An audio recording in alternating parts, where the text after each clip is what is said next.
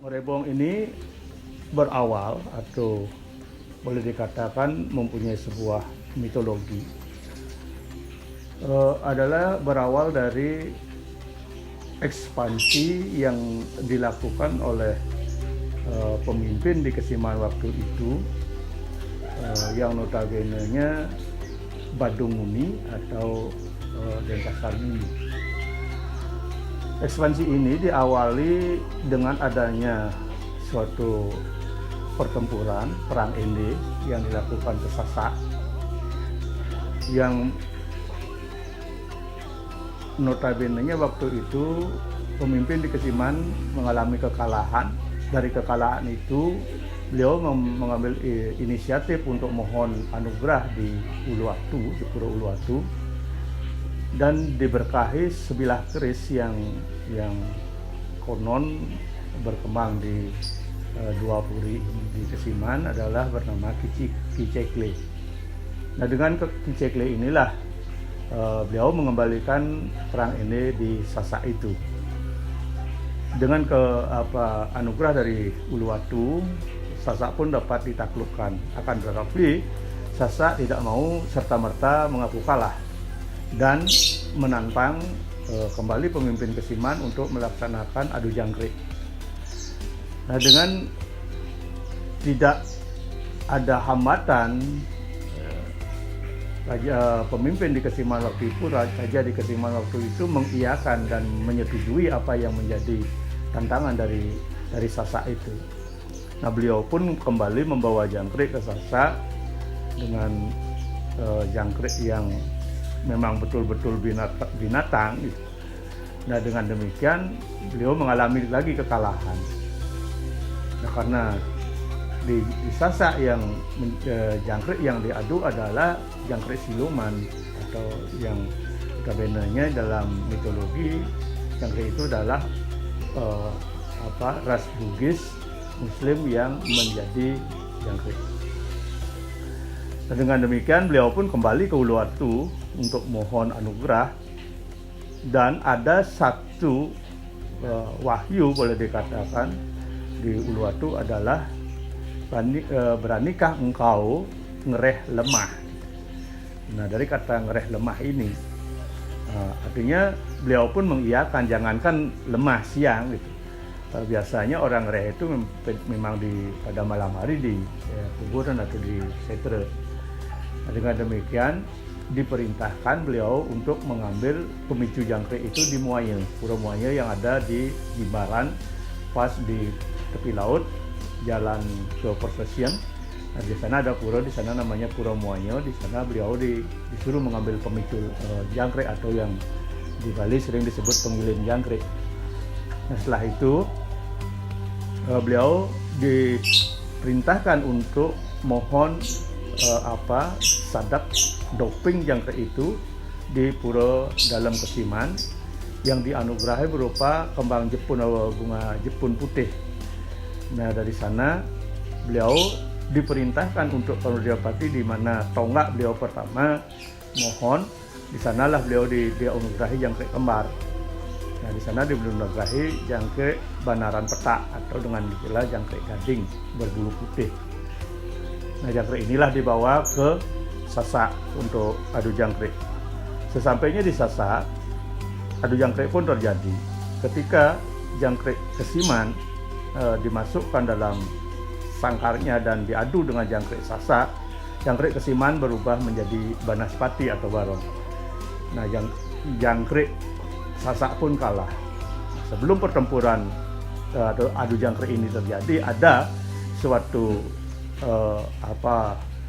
persyaratan atau perjanjian yang dilakukan. Ketika jangkrik Kesiman kalah, berarti Kesiman diambil oleh Sasak.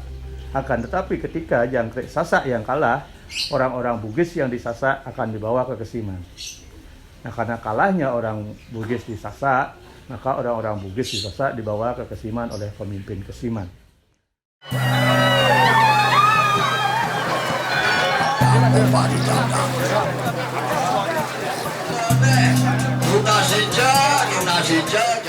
Nah, dari rentetan inilah Satu, kita berbicara dari kata ngereh lemah, itu ada menjadi ngerebong. Nah, jadi ngerebong itu adalah satu rangkaian wali atau boleh dikatakan pengilian yang dilaksanakan di Puro Agung Petilan yang dieksistensi kurang lebih sekitar 1937. Waktu itu masih masa kepemimpinan Anak Agung Ngurah Kesiman, yaitu memimpin distrik Kesiman. Nah, di sini karena dijeda oleh Puputan Badung, ekspansi dan perjanjian untuk ngereh lemah itu terlupakan. Nah, di era distrik inilah mulai diingatkan kembali ketika ada masyarakat di Kebon Kuri, petani di Kebon Kuri membuat barong-barongan yang ditarikan di sawah, di kesurupan. Nah, inilah dibawa ke Puri Kesiman dan beliau pun ingat akan janji untuk melakukan ngereh lemah itu. Nah, jadinya dibuatlah tempat sebelum rampung tempat ini, ngerebong itu dilaksanakan di Pebrajan Agung Puri Kesiman. Itu sistem ritualnya kecil-kecilan. Nah, setelah Puro Agung Petilan selesai dan rampung, dieksistensilah ngerebong itu 1937. Wantilan belum sempurna, masih sifatnya sementara. Wantilan selesai baru 1938. Ngerebong ini boleh dikatakan sebuah Puro Petilan sebuah monumen untuk memperingati kejayaan raja di Kesiman melakukan ekspansi ke Sasak.